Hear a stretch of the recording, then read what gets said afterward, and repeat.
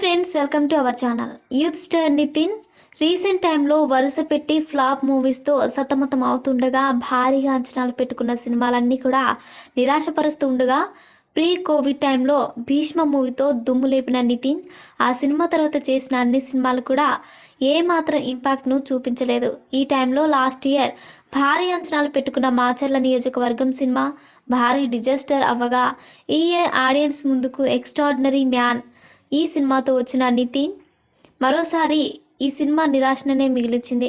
ఓవరాల్గా 50 కోట్ల రేంజ్లో బడ్జెట్తో ఈ సినిమాను రూపొందించగా బడ్జెట్ పరంగా భారీగానే తెరకెక్కిన ఈ సినిమా మేకర్స్కి టేబుల్ ప్రాఫిట్ను తెచ్చిపెట్టిన సినిమా బయర్స్కి మాత్రం భారీగా నష్టాలను సొంతం అయ్యేలా చేసింది. ఇక వరుస పెట్టి ఫ్లాప్స్లో ఉన్నప్పటికీ కూడా ఆ సినిమాకి గాను యూత్ స్టార్ నితిన్కి సాలిడ్గానే రెమ్యునరేషన్ సొంతమైందని అంటున్నారు.